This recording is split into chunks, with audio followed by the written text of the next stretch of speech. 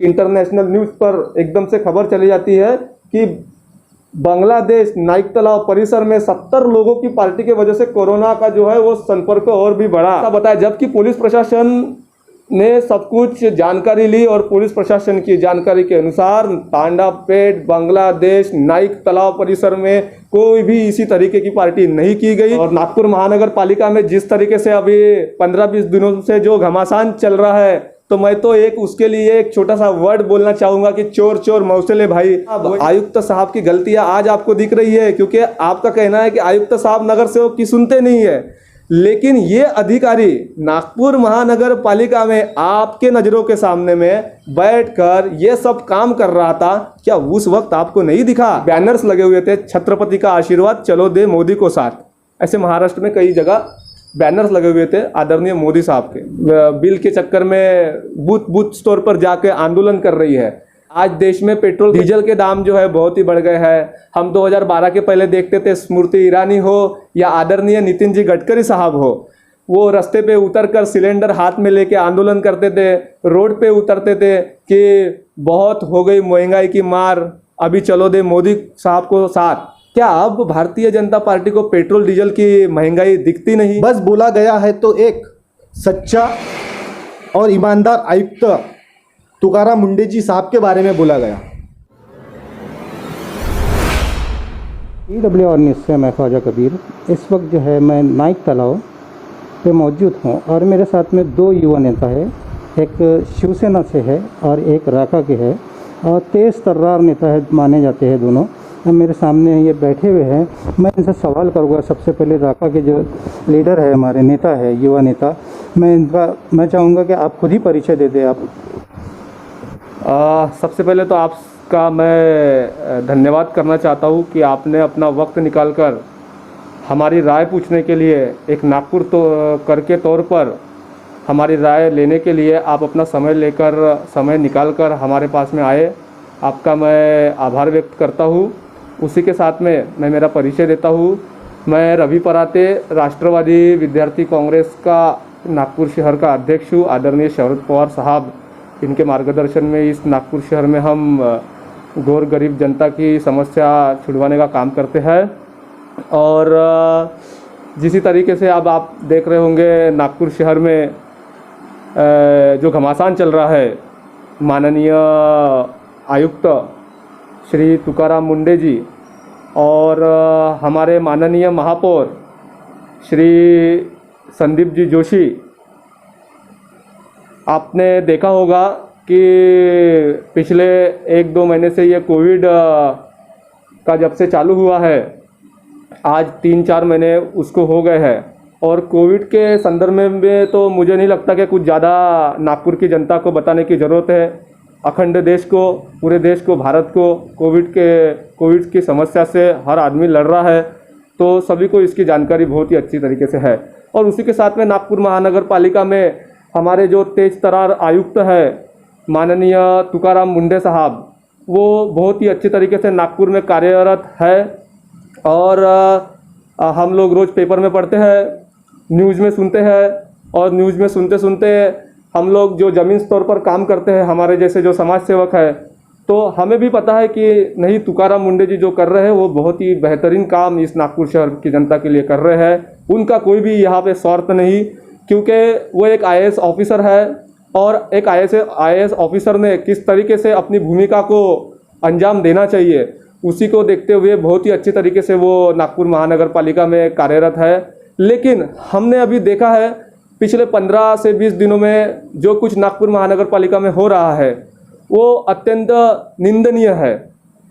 वो निंदनीय इसलिए है कि जिस तरीके से माननीय महापौर साहब, माननीय आयुक्त साहब ने कुछ गैर व्यवहार नागपुर महानगर में किया, नागपुर महानगर पालिका में किया, ऐसा आरोप करते हुए इनडायरेक्टली सदर पुलिस स्टेशन में पहुंचते हैं और उनके ऊपर चौकसी बिठालकर और चौकसी समिति बिठालकर और कार्रवाई करने का जो है वो विनंती पुलिस प्रशासन को करते हैं। मेरा सम्माननीय महापौर साहब से ये निवेदन है और ये प्रश्न भी है कि साहब, आज जैसे कि हमें कुछ बताने की ज़रूरत नहीं, संपूर्ण नागपुर शहर वासियों को पता है कि पिछले 15-16 सालों से नागपुर महानगर पालिका में भारतीय जनता पार्टी की सरकार है। और अभी हमने 2-3 दिन पहले नवभारत पेपर में एक हेडलाइन पढ़ी कि डॉक्टर प्रवीण गंटलवार, जो कि हमारे नागपुर महानगर पालिका में आरोग्य अधिकारी करके एक कार्यरत थे, उनका 2007 में नागपुर महानगर पालिका में आगमन हुआ, ऐसा ही अभी हम लोग कहेंगे, क्योंकि मुझे अभी इसके बाद बहुत कुछ कहना है। जब से उन्होंने ड्यूटी ज्वाइन की अभी तक के वो एक ही अधिकारी करके नागपुर महानगर पालिका में कार्यरत थे। मेरी जानकारी के अनुसार मुझे ऐसा लगता है कि कोई भी शासकीय अधिकारी 3-4 साल से ऊपर एक पद पर और 3-4 साल के दरमियान या उसके सामने में वो एक ही जगह पर नहीं रह सकता है। मेरी जानकारी ज़रा छोटी सी है तो उसके बारे में मुझे कुछ बड़ी जानकारी नहीं है, लेकिन मैं माननीय महापौर से ये प्रश्न करना चाहता हूँ कि साहब, आप मनपा आयुक्त साहब के विरोध में सदर पुलिस स्टेशन में जा सकते हो, तो जो प्रवीण गंटेलवाल करके हमारे जो आरोग्य अधिकारी थे, जिन्होंने नागपुर शहर को बदनाम करने का प्रयत्न किया, आज हम लोग नाइक तालाब परिसर में पिछले 10-15 सालों से कार्यरत है।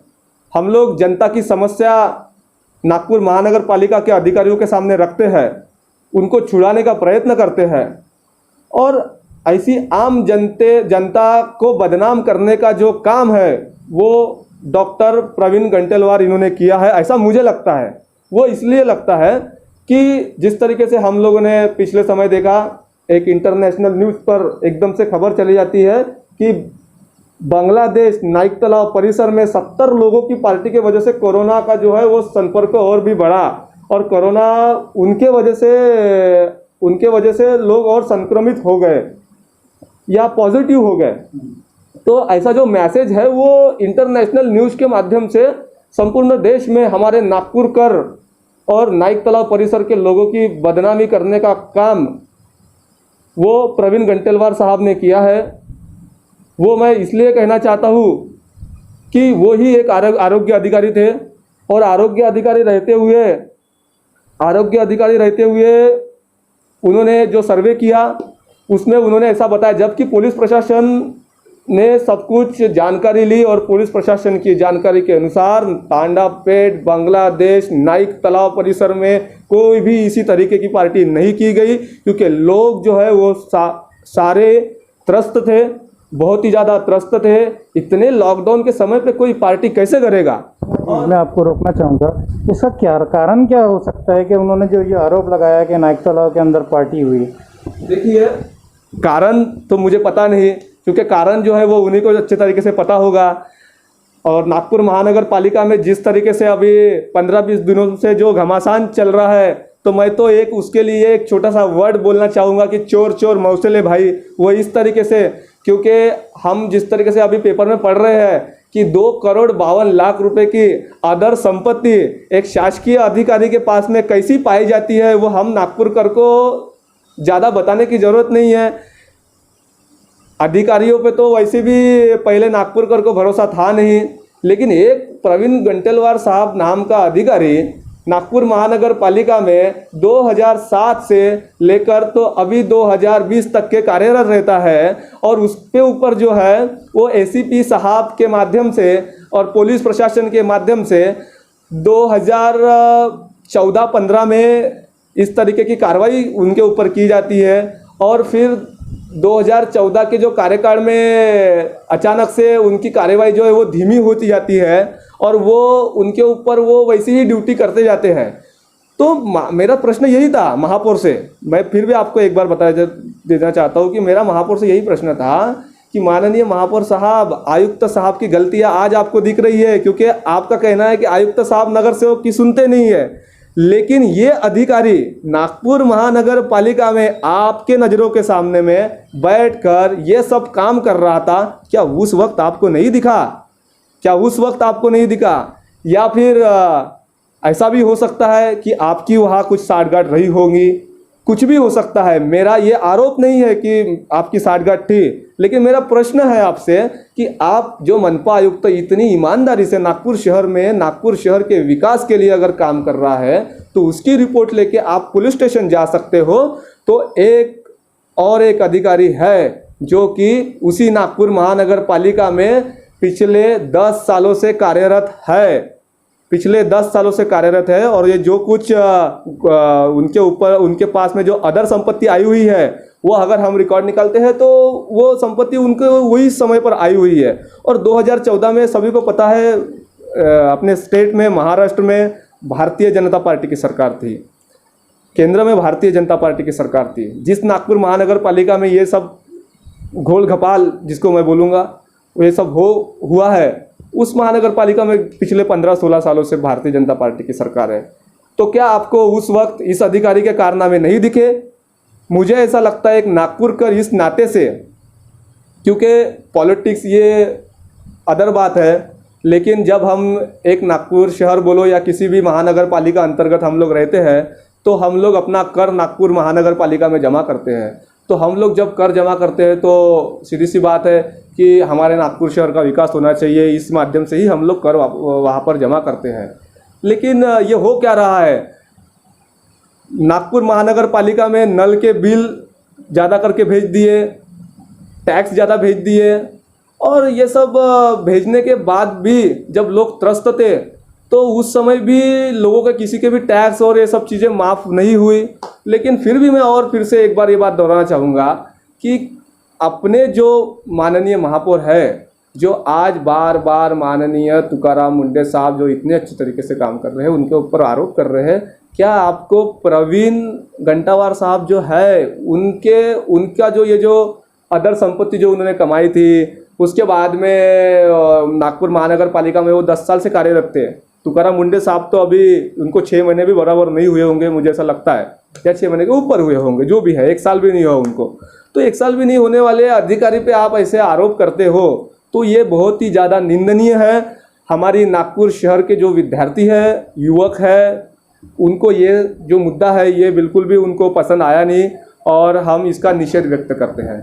मेरा एक सवाल ये था, जैसा कि आपने बोला है कि नल के बिल, कॉरपोरेशन के जो टैक्सेस आ रहे हैं ये बहुत ज़्यादा उन्होंने जब माफ़ नहीं किया था और कम नहीं किया था, लेकिन मेरा एक सवाल था कि जैसे कि आज जब बिजली का विरोध हो रहा है कि बीजेपी ये कर रही है कि बिजली का बिल जो भेजा है वो ज़्यादा भेजा है, और कोरोना काल के टाइम में ये बिजली का बिल नहीं होना चाहिए था क्योंकि लोग जो घरों में थे आप ही ने घर में रखे था। तो ये भी, और आपने भी ये विरोध किया है कि जो पेट्रोल के दाम बढ़े हैं उसको वापस लेना चाहिए, इस पे आप क्या कहना चाहिए? देखिए, मुझे तो ये सब चीज़ें बोलने के लिए हंसी आती है क्योंकि हम महाराष्ट्र में रहते हैं और महाराष्ट्र की जो शिव संस्कृति है वो शिवशाहू फुले अम्बेडकर की संस्कृति है। जब पहली बार देश के आदरणीय प्रधानमंत्री नरेंद्र जी मोदी ये प्रधानमंत्री का उम्मीदवार भारतीय जनता पार्टी से उम्मीदवार घोषित होकर जो प्रधानमंत्री पद के लिए लड़े थे इलेक्शन, तो हमने उस समय 2014 के समय हमने देखे थे कि जैसे कि स्टेट में एक बैनर्स लगे हुए थे, छत्रपति का आशीर्वाद चलो दे मोदी को साथ, ऐसे महाराष्ट्र में कई जगह बैनर्स लगे हुए थे आदरणीय मोदी साहब के। तो मेरा ऐसे ही उनको प्रश्न है कि जब आप छत्रपति शिवाजी महाराज का नाम लेकर इलेक्शन लड़ सकते हो तो आज महाराष्ट्र की जनता को आपकी ज़रूरत है, क्योंकि कोविड योद्धा जो है, कोविड-19 जो है, कोविड-19 में जो है संपूर्ण देश का उसमें नुकसान हुआ है, देश ही नहीं बल्कि पूरे विश्व का इसमें नुकसान हुआ है। तो इस नुकसान को हर आदमी समझता है और जहाँ तक कि माननीय प्रधानमंत्री भी समझते हैं। तो मेरी ऐसी विनती थी भारतीय जनता पार्टी से कि आप लाइट के बिल में जो है वो, जैसे कि अभी लाइट के बिल बढ़ के आ गए हैं ऐसा जनता को लगता है, और क्यों ना लगेगा क्योंकि 3 महीने हमने बिल भरे नहीं और 3 महीने लॉकडाउन के समय पे हम सब लोग घर पर बैठे थे, और 3 महीने घर पर बैठने के बाद में एक जैसा वो 3 महीने के बाद में जो लाइट बिल आए हैं उसमें हो सकता है यंत्रणा में कुछ गड़बड़ हो गई होंगी, कुछ बिल ज़्यादा भी बढ़कर आए होंगे, ऐसा मुझे लगता है। लेकिन महाराष्ट्र गवर्नमेंट पूरी प्रयत्न कर रही है उसमें कि जिस तरीके से लोगों को 3 महीने का बड़ा बिल गया हुआ है, उसमें किस तरीके से हम कटौती करें और महाराष्ट्र की जनता को हम लोग उसमें एक राह दे, मतलब कि राहत दे। तो उसमें ऐसा है, भारतीय जनता पार्टी आज हम देख रहे हैं बिल के चक्कर में बूथ बूथ स्टोर पर जाके आंदोलन कर रही है। और मेरा उनको इतना ही कहना है कि आज देश में पेट्रोल के दाम जो है वो बहुत ही बढ़ गए हैं, डीजल के दाम जो है बहुत ही बढ़ गए हैं। हम 2012 के पहले देखते थे स्मृति ईरानी हो या आदरणीय नितिन जी गडकरी साहब हो, वो रास्ते पे उतरकर सिलेंडर हाथ में लेके आंदोलन करते थे, रोड पे उतरते थे कि बहुत हो गई महंगाई की मार, अभी चलो दे मोदी साहब को साथ। तो क्या अब भारतीय जनता पार्टी को पेट्रोल डीजल की महंगाई दिखती नहीं? हम ये दोनों चीज़ के विरोध में है। राष्ट्रवादी कांग्रेस पार्टी जो बिल बढ़े हुए हैं उसके भी विरोध में है, और दूसरा ऐसा कि जिस तरीके से देश में लगातार रोज रोज पेट्रोल और डीजल के दाम बढ़ रहे हैं, मैं भारतीय जनता पार्टी के नेताओं से और कार्यकर्ता पदाधिकारियों से, मेरे मित्रों से, मैं मित्रों बोलना चाहूँगा, मेरे मित्रों से मेरा प्रश्न है उनसे कि आप जो इलेक्ट्रिक बिल का आंदोलन कर रहे हो वो बहुत ही अच्छा है कि आप आंदोलन कर रहे हो, आपको आपकी जनता की समस्या लेकर आप रोड पे उतर रहे हो, लेकिन पेट्रोल का क्या अहम मुद्दा नहीं है हमारे देश के लिए? क्या पेट्रोल हमें लगता नहीं है? हम जब भी गाड़ी से बाहर निकलते हैं तो पेट्रोल डीजल जो है हमारी मतलब कि रोज की ज़रूरत है। तो आज इस लॉकडाउन में लोगों के काम चले गए, बहुत से लोगों की नौकरियां चली गई, अनेक कारखाने कंपनियां उद्ध्वस्त हो गई, और ऐसे में आदमी, गरीब आदमी कैसे पेट्रोल भरेगा? क्योंकि पेट्रोल के दाम इतने बढ़ गए हैं। अब पेट्रोल के दाम इतने बढ़ गए हैं तो मेरी तो विनती है भारतीय जनता पार्टी से कि उन्होंने जिस तरीके से लाइट का बिल के लिए आंदोलन किया, उन्होंने पेट्रोल के लिए भी उतरना चाहिए, ना कि राजकारण करना चाहिए। वो लोग राजकारण कर रहे हैं इस पे उन्होंने गंदा राजकारण करना छोड़ देना चाहिए। ये मेरी विनती है भारतीय जनता पार्टी के नेताओं से। वो इसलिए है, और मैं बताना चाहूँगा कि अगर आपको सही में महाराष्ट्र की आपुलकी है, मतलब कि आपके दिल में महाराष्ट्र की जनता के लिए जगह है, तो महाराष्ट्र में भारतीय जनता पार्टी के जो आमदार हैं वो सारे पार्टियों से ज़्यादा है। उन्होंने विरोधी पक्ष नेता के पत्र पे एक पत्र जाहिर करना देना चाहिए केंद्र सरकार को कि हम सभी आमदारों का समर्थन है, बिजली का बिल माफ़ होना चाहिए, और महाराष्ट्र गवर्नमेंट के पास पैसा नहीं है तो केंद्र ने ताबड़तोड़ उस पर बिन ब्याजी पैसा महाराष्ट्र गवर्नमेंट को रिलीज करना चाहिए। अगर महाराष्ट्र गवर्नमेंट को केंद्र फंड वापस करेंगी तो ऊर्जा मंत्री ने तो स्टेटमेंट ही दिया हुआ है कि हम 100% बिल माफ करेंगे, ऐसा खुद ऊर्जा मंत्री साहब ने कहा है। तो मेरी विनती है भारतीय जनता पार्टी के नेताओं से। तो ये आप सुन रहे थे, ये युवा नेता जो है कांग्रेस के जोशीले नेता थे और जो अपनी बात सामने रख रहे थे। और मेरे सामने भी बैठे हुए हैं जो शिवसेना के, ये भी युवा नेता है और तेज तर्रार नेता है। हम इनसे जानना चाहेंगे। सर, मैं ये जानना चाहूँगा कि इतने साल से जो बीजेपी की गवर्नमेंट थी तो बीजेपी ने कौन सा कार्य किए हैं और कौन सा कार्य नहीं किए? सबसे पहले मेरा जय महाराष्ट्र। मैं पंकज खिच्ची, शिवसेना शिवसैनिक। आज से 10 से 15 साल हो गए बीजेपी सरकार बैठी है, बीजेपी के आमदार बैठी हुए, बीजेपी के उपमहापौर महापौर बैठे हुए, बीजेपी केंद्र सरकार में है, हर जगह बीजेपी है। पर मैं इनसे कुछ सवाल पूछना चाहता हूँ। पहला सवाल मेरा ये है कि स्मार्ट सिटी के नाम पर भवानी मंदिर के लिए जाने वाला जो रोड था उन लोगों के घर तोड़कर बनाए गए। अभी तक के उनको सिर्फ आश्वासन दिए गए हैं कि आपको जगह मिलेंगी, पर अभी तक उनको जगह नहीं मिली। आज वो दर दर भटक रहे। मैं आम नागरिक की तरफ से आपसे पूछना चाहता हूँ, जब से भाजपा सरकार बनी थी तब से हमारे क्षेत्र नाइक तालाब में कौन काम किया गया है? नागपुर महानगर पालिका में भाजपा बैठी हुई है, इनके मिले जुले अधिकारी भी बैठे हुए हैं, पर भाजपा ने कभी रोड पर हुए गड्ढे के बारे में नहीं बोला, और कभी मजदूर वर्ग जो मेहनत मजदूरी करते मजदूर वर्ग डबल पेमेंट के बारे में नहीं बोला, कभी नाइक तालाब सौंदर्यीकरण के बारे में नहीं बोला गया, कभी गरीब जनता की भूख क्या होती है उसके बारे में नहीं बोला गया, कभी घर घर जाके लोगों को हो रही परेशानी के बारे में नहीं बोला गया, कभी सरकारी हॉस्पिटल में सरकारी दवाई के बारे में नहीं बोला गया, कभी सरकारी हॉस्पिटल में डेड बॉडी का घर घर लेकर जाने के लिए सरकारी एम्बुलेंस के बारे में नहीं बोला गया, और सरकारी हॉस्पिटल में हो रही लोगों को परेशानी के बारे में नहीं बोला गया। नागपुर में सरकारी स्कूलों में गरीब जनता और मजदूरों के बच्चों को इंग्लिश मीडियम फ्री में पढ़ाना चाहिए, कभी उसके बारे में नहीं बोला गया। और महानगर पालिका में हो रही लोगों को काफ़ी परेशानी है, उसके बारे में कभी नहीं बोला गया। ट्रेनों में हो रही लोगों को लोकल डिब्बे में परेशानी, उसके बारे में नहीं बोला गया। बस बोला गया है तो एक सच्चा और ईमानदार आयुक्त तुकाराम मुंडे जी साहब के बारे में बोला गया।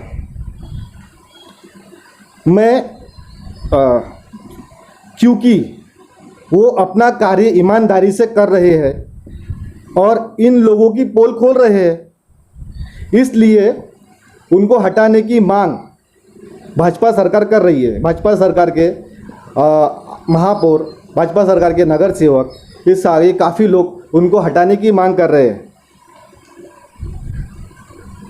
पर हम आपके न्यूज़ चैनल के जरिए से, आपके न्यूज़ चैनल के माध्यम से ये चाहते हैं कि ऐसा एक ईमानदार आयुक्त हमारे नागपुर शहर में रहे और नागपुर जैसे क्षेत्र को रोशन और चमन बनाए। जय महाराष्ट्र। मेरा एक सवाल था कि तुकाराम मुंडे की पहचान कैसी हुई है? एक ज़िद्दी ऑफिसर के चलते या काम के चलते? तुकाराम मुंडे जी की पहचान उनके काम के जरिए से हुई है। सबसे पहले एक आयुक्त आया था हमारे नागपुर क्षेत्र में, जिसका नाम चंद्रशेखर बावनकुळे जी थे। उन्होंने काफ़ी क्या नाम था? चंद्रशेखर जी थे। उन्होंने काफ़ी कार्य किए हैं, काफ़ी वर्क बताया है। आज उनको हटा दिया गया। अभी दूसरे आयुक्त हमारे तुकाराम जी मुंडे साहब है, जो अच्छी तरीके से कार्य कर रहे हैं, नागपुर शहर को रोशन बनाने की कार्य कर रहे हैं, नागपुर शहर को रोशन बना रहे हैं। उसके ऊपर भी ये ऐसे लोग घृणा कर रहे हैं, उनको हटाने की मांग कर रहे हैं। पर हम नहीं चाहते कि वो हटे, वो नागपुर जैसे क्षेत्र को रोशन और चमन बनाए। ऐसी हमारी तरफ से मांग है। ये दो युवा नेता मेरे सामने में थे जो राका और शिवसेना से थे, और इनकी मांग है कि ऐसे आयुक्त हमारे यहाँ रहना चाहिए जो कार्य करने वाले हैं, कार्य करके दिखाने वाले हैं। और इनकी छवि मानी जाती है कि ये कार्य करके अपना नाम किए हैं नागपुर में, और कोरोना के अंदर में बहुत अच्छा रोल अदा किया है। तो ये मेरे साथ दोनों थे। TWR न्यूज़ से मैं